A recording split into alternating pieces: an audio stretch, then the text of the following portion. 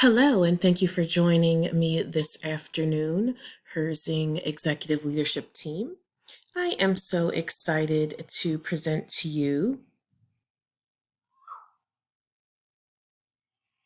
how Herzing University can address the problem of student loan debt. This presentation seeks to recommend possible solutions that Herzing University and other universities in higher education can apply as it relates to the student loan debt crisis in the United States of America today. One of the biggest challenges faced by higher education today is the student loan crisis. Students are leaving colleges and universities with a staggering amount of student loan debt. The student loan debt refers to the amount of debt that a student incurs throughout their college career. This is money that can be used to pay for tuition, housing, and other college-related expenses. After graduating from college or leaving college, the former student must start paying back the loans that were taken out for educational purposes. The loans may be taken out from the government in the form of federal loans or private loans. This research project focused on federal student loan debt. With student loan debt being so high, it's a social problem. How can students leaving college afford the debt that they have accumulated? What can higher education organizations such as Herzing University do to assist students with such high amounts of debt? And what are the options? The general problem is that the amount of debt amassed by students is more than what they can handle. This issue is significant because when students leave college, there's hope that they will earn income that will assist them with living a good life. However, if they leave with debt that they cannot manage, it poses a challenge to their well-being. Data analytics can be used to assist with this social problem by assisting with identifying fraudulent loans, minimizing institutions that do not offer lifetime value of their degrees earned, aligning job placement values or rates to majors, and identifying other gaps in valuable information that can be used to assess the student loan crisis in the USA. Big data will be an important solution to the student loan crisis.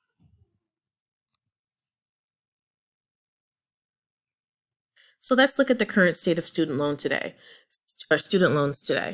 Students are accumulating more debt than ever in history, and the numbers are astronomical. There are 45 million borrowers who collectively owe more than 1.5 trillion in student loan debt. In the US, student loan debt is now the second highest debt consumer category, behind only mortgage debt, and higher than both credit cards and auto loans. Borrowers in the class of 2017 on average owe close to $30,000 in student loan debt. So let's look at data sources for the evaluation. There are a few sources that can be used to address the problem of increased student loan debt in the U.S. today. The first is the U.S. Department of Education's National Center for Education Statistics. And the various data and reports from the U.S. Department of Education provides insight regarding patterns in student loan borrowers. One report provides insight regarding the repayment of student loans among 1995 and 96 and 2003 to 2004. In addition, the Federal Reserve also provides insight regarding student loan debt. The Federal Reserve publishes several reports regarding student loan debt, one being the quarterly report on household debt and credit. This provides data regarding student loan debt. So the various sources will be used to analyze and gain additional insight regarding student loan debt. They're both reliable sources and they're trustworthy as well as valid because the data is collected federally. One of the main things or the many things we rely on from the federal government is timely, accurate, independent, reliable public data. Government data is considered official data. So there's care and preparation involved when disseminating government statistics. So with all this data, it's important to determine the quality of information. The American families directly benefit from government collected data, and it's used to weigh big decisions as well as small ones. So predictive analytics was used for this report, and the predictive analysis model was selected to analyze data and the data derived from the U.S. Department of Education's National Center for Education Statistics, as well as the Federal Reserve. The data to be analyzed focused on federal student loan debt, and predictive analytics was used to understand the average amount of debt per student, the history of paying off the debt, the history of paying off debt based on their major, the underemployment rate of different majors, and default trends. So basically, predictive analytics was used to look at trends, specifically future trends. And this analysis is being conducted because there is enough data to attain information regarding student loans and to predict how it can be applied using the historical data. So for example, the Department of Education can use big data to identify those majors that have a low job placement rate, and this will help with future trends as well. Okay, so let's look at the results of the analysis. The results of the analysis shares that the default rate is changing and it's challenging for students in federal government.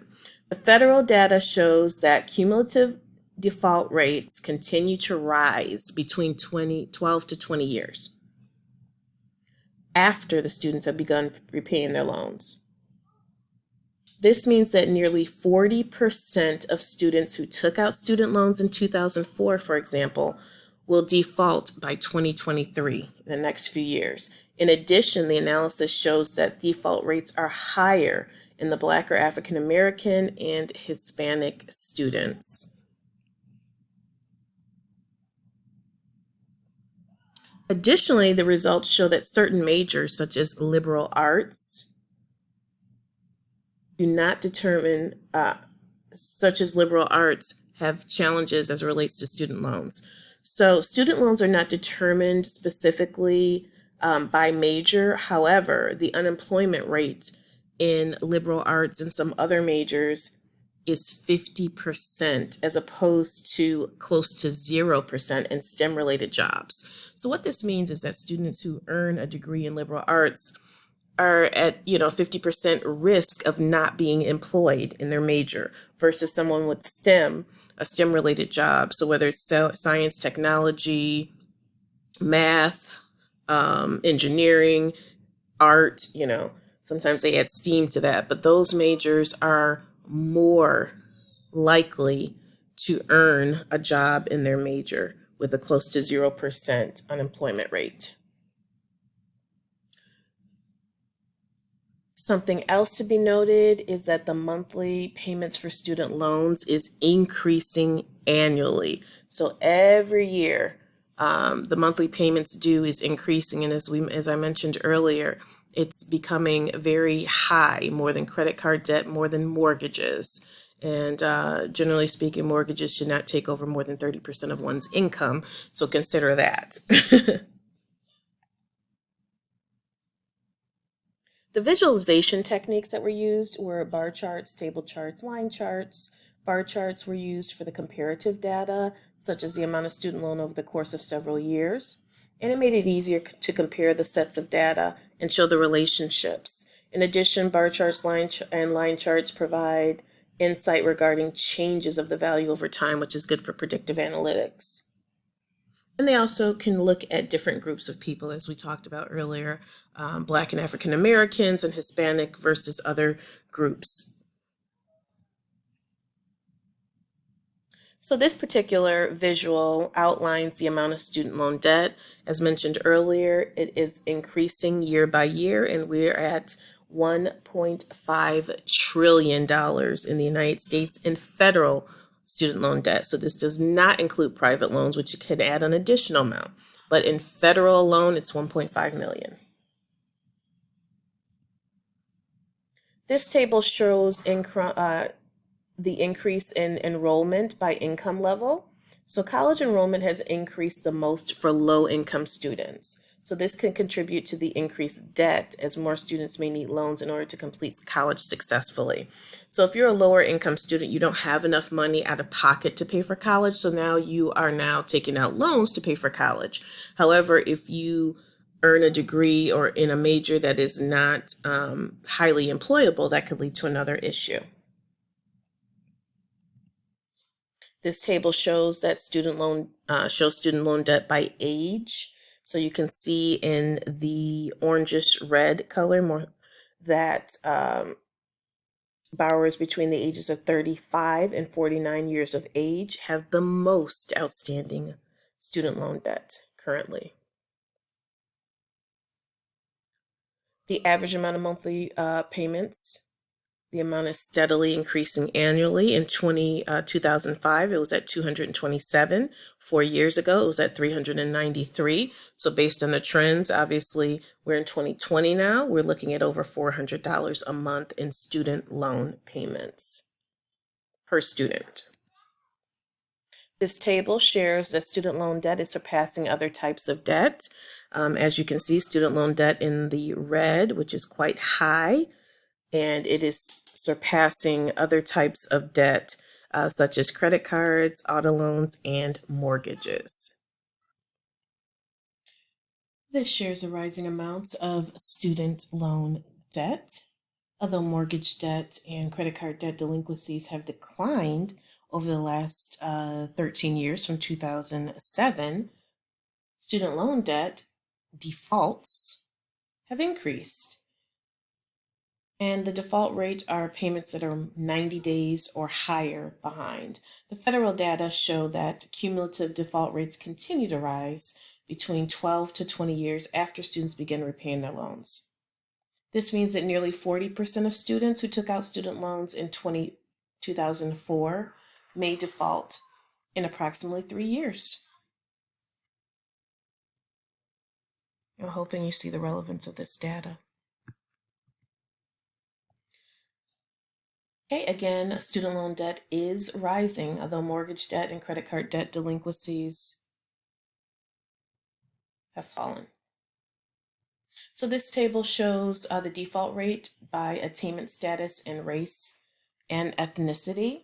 The majority of students in default are Black and African American, followed by Hispanic and Latino, and then white. Nearly half of the Hispanic or Latino borrowers take out $10,000 or less. The majority of Black or African American borrowers took out between $10,000 and $60,000. White borrowers took out over 50% of the white borrowers, took out $10,000 or less. I'll let you look at that for a second.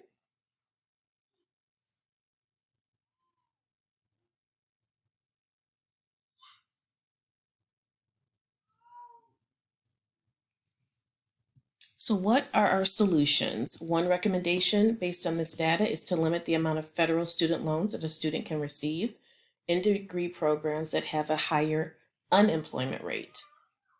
As mentioned, liberal arts is one of those majors.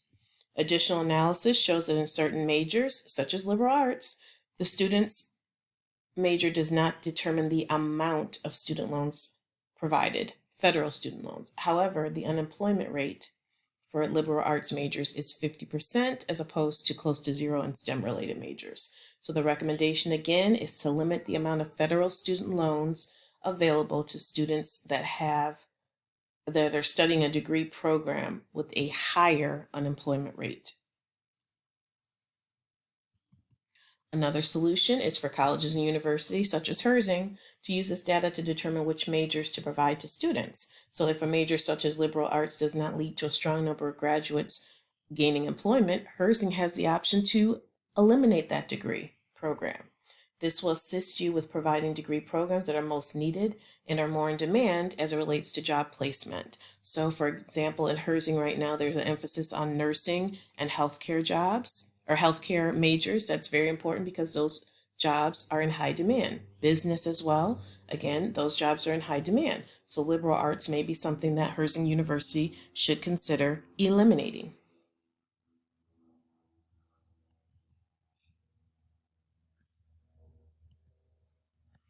Stabilizing the cost of tuition is another recommendation.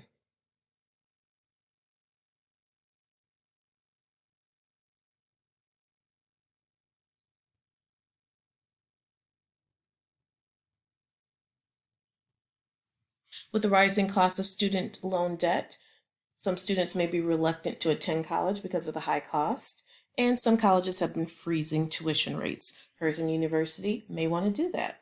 On average, the cost of tuition at a private college has increased by 2.4% annually compared to 3.4% at a public institution. That means that by the end of their 4 years, the tuition's gone up between 10 to 12% on average. A handful of schools are bucking the trend and either freezing their tuition or providing programs to increase tuition grants to low-income students. So this is something that Herzing University may consider. So what are the benefits? Well, the higher education industry has the opportunity to assist students with lowering their overall student loan debt through those recommended solutions. And Herzing University should take that into consideration. The use of data analytics can be used to determine the alignment between given majors at Herzing and the employability of those majors. When colleges and universities such as Herzing University use the data, it will allow them to be more effective in major offerings for students while assisting with lowering debt by providing students with the opportunity to leave college with income to afford the amount of debt that they have accumulated. Freezing tuition rates contribute to a lower amount of overall student loan debt. So there's less debt over their entire career of the student. This report included detailed analysis, visualizations, and recommendations for Herzing University, as well as other institutions of higher education and the federal government. Student loan debt is increasing annually. Currently, there's over $1.5 trillion owed in student loan debt. The debt is increased by those of lower income levels and those whom are Black or African American and Hispanic. Student loan debt has increased to where it is higher than a mortgage or credit card debt. The same applies to the default rates. The default rates are higher than student loans the default rates in student loans are higher as opposed to mortgage rates and credit cards, and the student loan default rates are higher for African Americans or Blacks and Hispanics. College and universities such as Herzing University have the opportunity to assist by researching the employability of majors. In our case, the liberal arts major may be eliminated. In addition, freezing tuition is a great way to assist students over the years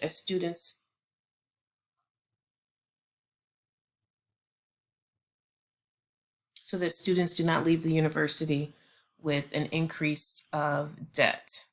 Saving by 10% could save the student maybe $5,000 or $6,000 over the course of the year, which is still a significant amount when you look at interest rates, right? So take a look at my references, and I just want to encourage Herzing University to really consider these solutions to assist students with higher amounts to assist students during this time because of the implications as it relates to debt. And if you look at the makeup of the Herzing student, you may find that based on the statistics, there are a higher amount of African American or Blacks and Hispanics, and that this would greatly increase and impact the student body at Herzing University. So I want to thank you so much for your time and consideration. And if you have questions or concerns, now is that time. Thank you so much for listening to this presentation.